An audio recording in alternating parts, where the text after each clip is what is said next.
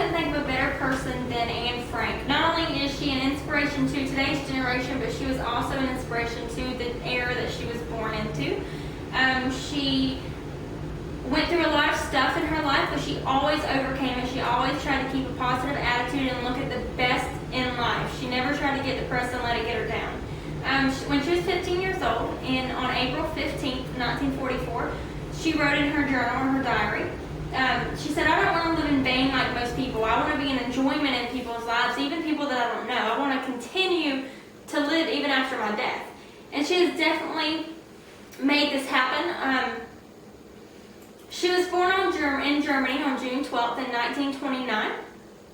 Into a Jewish family. She had a loving mother and father, a sister who was 3 years older. She was a normal kid, normal childhood.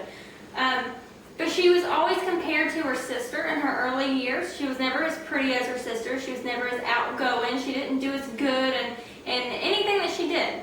But she overcame it. She never let it get her down. She always stayed focused on what she wanted to do, wanted to get out of life, and stayed true to herself. She absolutely loved school. Her favorite subject was reading and writing.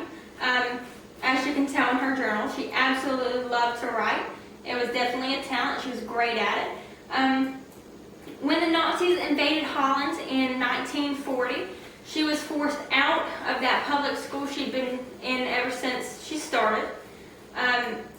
And they had to transition them into an all-Jewish school because of the discrimination and persecution that the Jews were facing at this time when Hitler came about. But she made a great transition, no problems, and she was still a great student. Her grades never dropped. She kept them all up and did great. She was a normal teenager, but she never knew that her life was going to take the turn that it drastically took. Right before Hitler took over in 1933, her father moved the family out of Holland, or out of Frankfurt, where she was born, and into Holland. He first saw everything that was going to happen, and he was a very wise man. He built an attic into the top of his business, stored them up with food, blankets, anything that they were going to need for a couple years, just in case what he knew was going to happen did actually take place. So in 1942, when she was 13 years old, Anne's father, Otto, moved them all into this attic that he had hidden by a bookshelf. You would never know it was there unless you knew it was there. But right before he moved them in there, he gave Anne a very important piece of history. She made it a very important piece of history. It was an autograph book that she turned into a diary. She wrote down everything from her favorite color, her favorite foods, to her favorite people and the horrors that took place during this time in her life. And by December of that year, she needed a second book. By April of the following year, she needed a third. She just absolutely loved to write. She was great at it.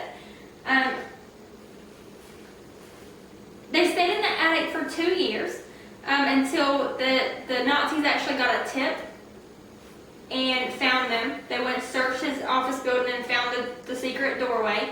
Anne left her journal there. She didn't want to bring it. She knew that it wouldn't make it out. They would trash it or burn it or destroy it, and no one would ever know what they went through up in this attic or during the years of Hitler's reign. They were sent to concentration camps where they were all separated. Of course, the women went one way, the men went another. And she never saw her father again after this point. Her sister herself, and her mother stayed together until the Nazis came in one day and decided that they were going to separate the unhealthy women from the healthy women.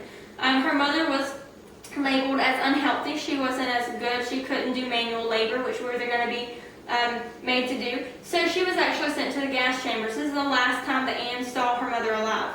Her and her sister made it for a couple more months until they actually went to a concentration camp called Bergen-Belsen. They were made to do manual labor. They were made to shave their heads completely.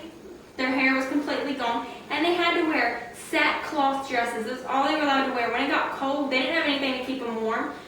There's one story that says that Anne actually found some men's long johns, underwear, and it kept her warm during part of the winter months. And they made it for a couple more months until Anne's sister Margaret contracted typhus, and she actually died from this disease, and a couple months after this, Anne actually got the same thing and passed away.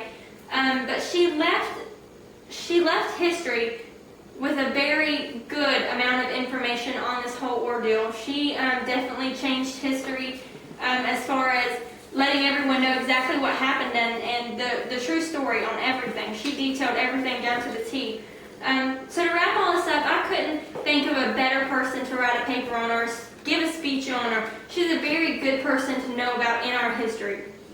She was a very strong girl, very normal teenage girl, and she absolutely loved life. Even though it was hard for her, she looked at it with the best, and she did a great job in her journals.